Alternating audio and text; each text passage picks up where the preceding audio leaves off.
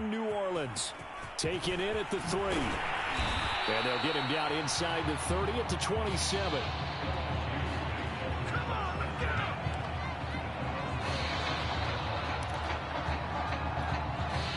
LSU with a 1st and 10. Throwing to start the drive. Adams. And his first look is incomplete. Over the dime look on defense. 2 extra defensive backs on the field and covered up essentially every blade of grass. That allowed them to disrupt the play.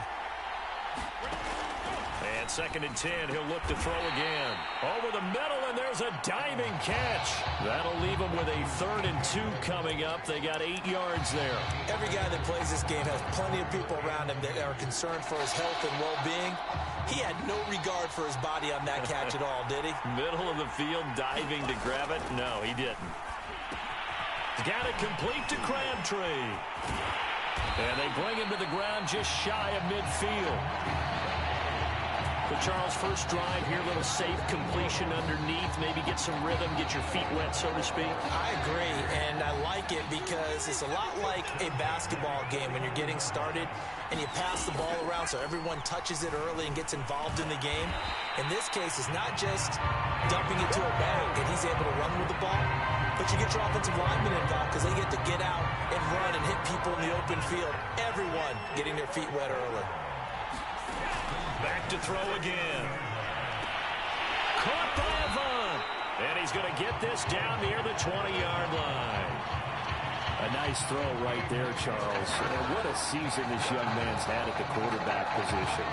44 touchdown passes, just the 6 interceptions. You'd have to think definitely ticketed to be one of the top picks in the draft come April. I absolutely agree with that, and the numbers tell a good part of his story, but they don't tell everything. You got to put together the whole package, how respected he is by his teammates, what a leader he is, and that goes along with the numbers you just mentioned, and that's why he is going to be one of those top 10 picks that you suggested, maybe one of 5 or 6 quarterbacks taken in the first round in this year's draft. 4 yards the gain, and it'll bring up a 3rd down.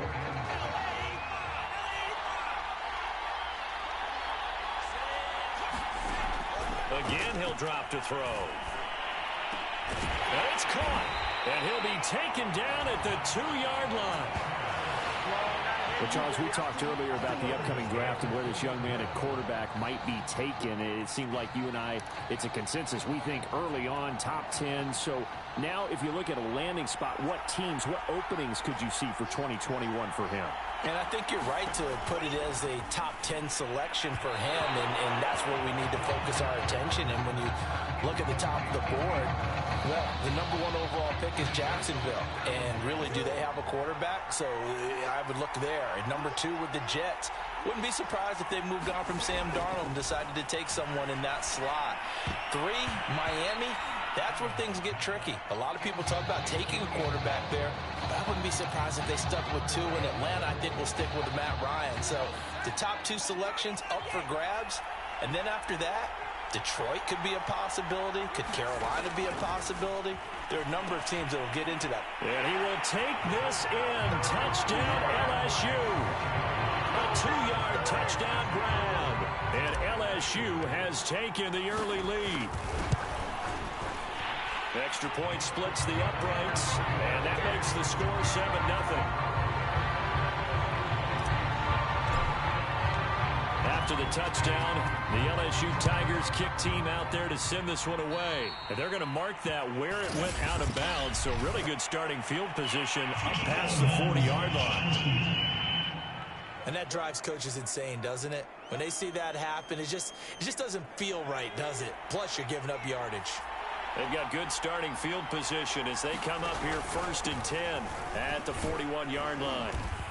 And just no chance of turning the corner. He can only get back to the line of scrimmage. 2nd and 10 coming up. After 7-0 on EA Sports.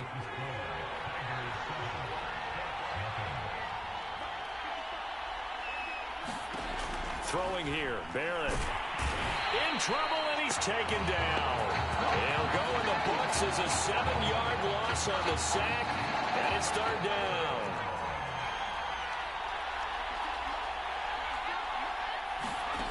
Here's Barrett. And pressure coming, and they got him once again. And now that brings up 4th down there, a loss of 6 yards on the sack. Oregon's punter out on the field as the drive goes backwards, so he's on to punt it away. Taking it about the 16. A big kick that time, 52 yards. And that will come the offense as they take over. The Tiger offense ready to get after it one more time. And certainly they'll be hoping to hit pay dirt like they did on the last drive. Got the football back, so a chance to go up 2 scores. And here's a diving catch made behind the line of scrimmage. And not all spectacular catches are the result of a pass that maybe was not thrown quite right. Sometimes it's thrown in the perfect spot, and you have to just go get it. And he did that right there. No fear there in the middle of the field. Here's a pass swung out left to his running back. A good first down call as the screen play gets him 9. Good call there on first down. And, Brandon, I'm getting better over the years of not screaming out, screen, screen, screen with my defensive training. They want to keep those pass rushers honest, and they did so there, and they wind up picking up positive yardage. And he'll be brought down just shy of midfield at the 49-yard line. So that was all you're looking for on a play like that. Get the first down and keep the drive moving. Yeah, it just looked to me like he just said to himself, I've got this. I'll take it. I'll pick it up, and let's keep moving. Get the first down, get a new set, and let's start over. They'll contain him to just 4. 2nd down. And let's face it, you can put any Halloween costume on him. You're not going to be able to disguise him because for a tight end of his size, difficult to sneak him anywhere, but that's what they tried to do. Lined up on his right, tried to work his way back to his left, but just a minimal gain as the defense was able to react quickly. That was an okay hook up there with his tight end, but unfortunately, they didn't get the kind of yards they had hoped for. That's going to bring up 3rd down. And that's going to be incomplete. 12 seconds left. Now LSU's punter getting set, as he should be able to pin him back deep here with his first punt. And a bit of a mistake there. This is well into the end zone for a touchback. And no reason to do anything foolish as they'll snap it one more time on first down. And with time running short here, they'll simply take a knee, and that should do it for half number 1.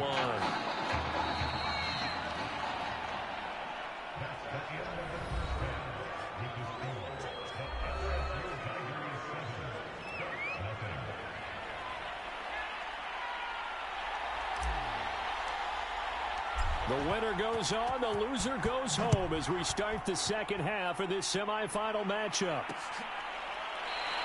And we will not see a return to start the half, as this will be a touchback.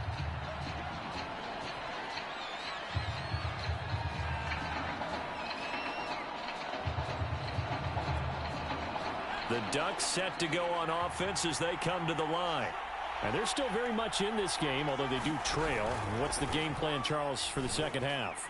It might be a little counterintuitive because most people will think losing equals passing the ball more, but I'd establish the running game.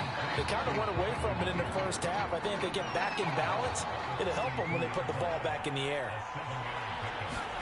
To throw again on 2nd down. Barrett into the hands of his receiver, Anderson. And they get him down, but not before he takes it across the 40-yard line. Here's a 1st and 10, Oregon.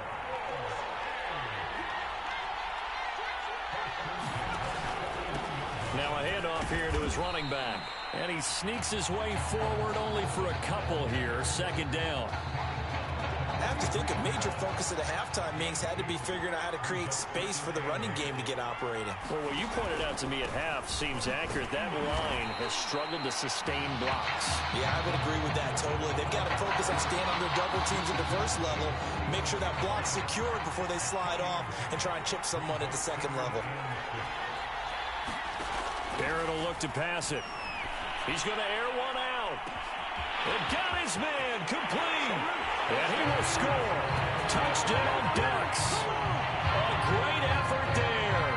54 yards. And the Ducks are an extra point away from drawing level.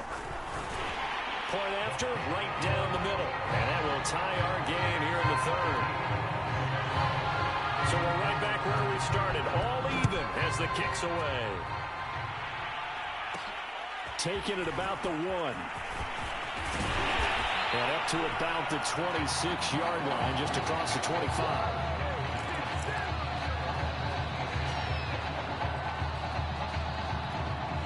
The Tiger offense ready to get after it one more time. Their halftime lead now evaporated. We're back to level following that touchdown a moment ago. And that shouldn't change the mindset a whole lot from an offensive perspective because they already knew this was going to be a hard-fought game. Now they just need to go out, execute their game plan, and keep moving. Third quarter, all tied up. This is 2nd and 10. And a diving effort, but only right at the line of scrimmage. And that was a fun one to watch right there. A nice in-breaking route and plenty of room in the middle of the field. And he was able to get behind the linebackers and grab the completion for a really good pickup. There's a ball thrown right side and complete. And he'll be taken down, but not before he works it past the 50. Barney sold the go route really well. Thought he was going deep, then curled it back inside for a nice completion. DBs love when they pump the brakes, don't they? Yeah, that's really a whole lot of fun. It's almost like you said, listen, if you're going to sell the go, just go, and let's see who's faster. And that is incomplete. Oh, the coverage a little too good there, and it's 2nd down. We saw this a lot in the first half, and it continues. These receivers just not able to get much separation. So that means they have to win the 50-50 balls. They've got to go up with the defender and find a way to start coming down with them. And this time, contact and another incomplete pass. And that'll be incomplete. Took a pretty good shot as he tried to pull that one in. Couldn't hang on 3rd down. This has certainly been a physical game so far. Limited scoring opportunities for both sides. And there's another chance that goes unfulfilled.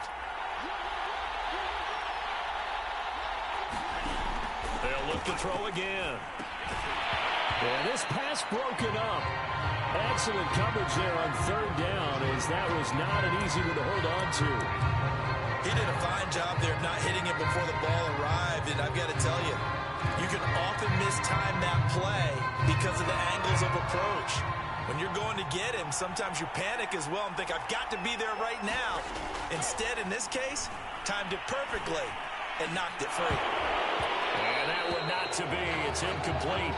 So they couldn't hook up as time is now run out on this 3rd quarter of play. So following the failed try on 4th down, we'll change ends and change possession. On 1st down, Barrett to throw.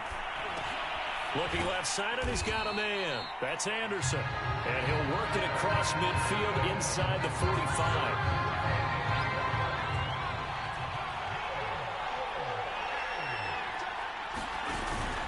On 1st down, Terry. And forget about finding a lane. He barely had time to look up before he was planted in the backfield. 13 yards remaining on 2nd down. Here's Barrett looking to throw. He finds his man, complete. That's Parsons. He'll get this to the 40. Sweet little juke in there, got him some extra yardage. Big 3rd down, a field goal from this spot, 57 yards as they hope to move it a little closer.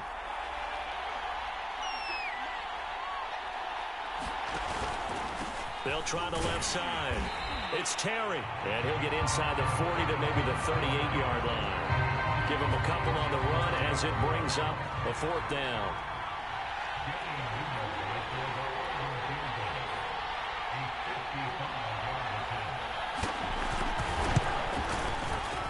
And he missed it.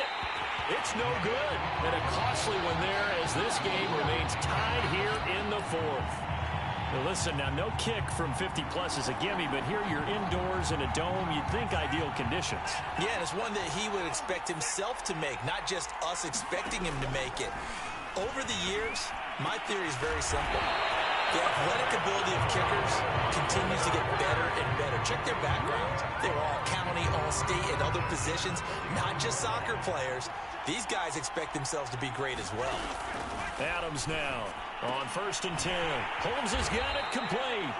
And he gets this inside the 35-yard line. Tell you what, he's been able to put the ball in some tight spots all game long. That throw, no different. Yeah, a lot of people would call it a gutsy type of a throw. I think he looks at it as, I can do it, so it's not that big of a deal to me, and I'm going to keep firing. And he finds a man with a crossing route. Now they get the timeout. It leads you to wonder, will they kick it here or risk running another play and possibly not getting down in time? We'll see. In need of only about the length of the football here on second down. Off the play fake. Adams. Rush coming, and he's taken down. And they're going to get the timeout called. What a finish. We're down to 4 seconds to go in this football game.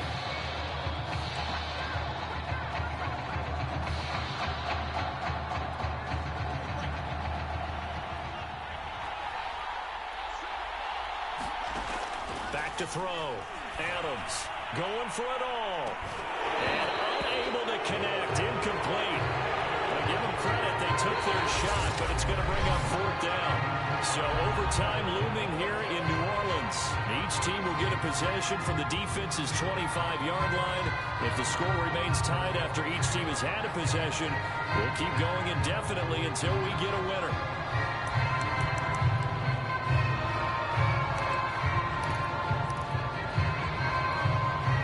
First and 10, LSU.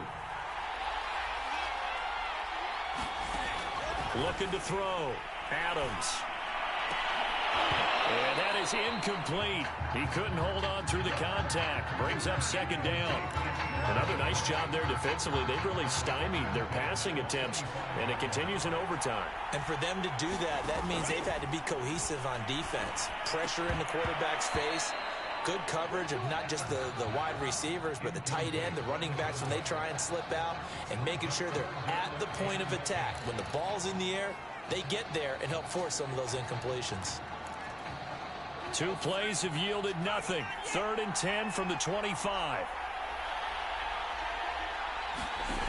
They'll stick with the passing game as he looks to throw. Crabtree has it. And he is out of bounds right around the 10-yard line. Another catch for him there on this drive, Brandon, and it looks like they're going to utilize him out of the backfield any way they can. And that time they pick up a 1st down. So now on defense, you assign a man to him and try and cover him before he gets going. That'll bring up 2nd and goal after the gain of 5. When I played in the yard as a kid, I used to imitate the spectacular catches that I would see on TV. I don't think I ever imitated one quite that well. Come on, give yourself some credit. No, I know better. What we just saw there, that was pretty special. A touchdown-saving tackle there. Now it's 3rd and goal. Fired that one in there, able to make connection on a nice in route. With those faster passes when they're going that fast, any hesitation as a quarterback that the deflection, if you miss, might be bigger and maybe an interception? Yeah, and the deflection works both ways. Maybe a defender gets a hand in the way and it pops in the air. And sometimes you throw it so hard your receiver can't handle it, and he pops it up in the air for the defenders to grab as well. But a moot point there as they were able to connect. His kick is good. And with that, they will take a 3-point lead here in this overtime.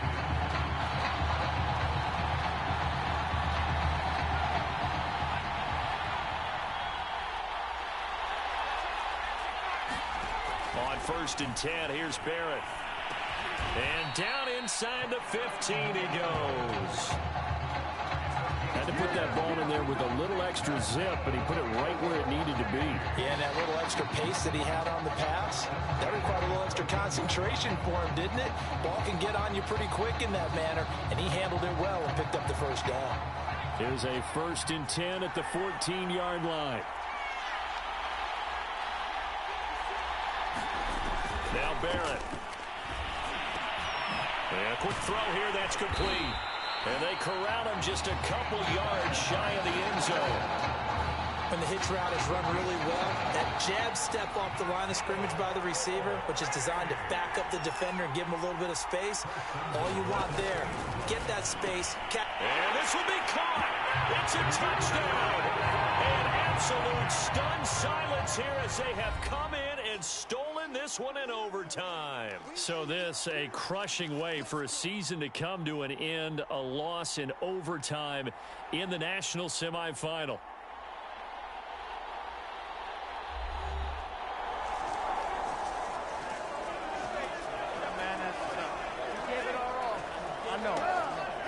field. The touch.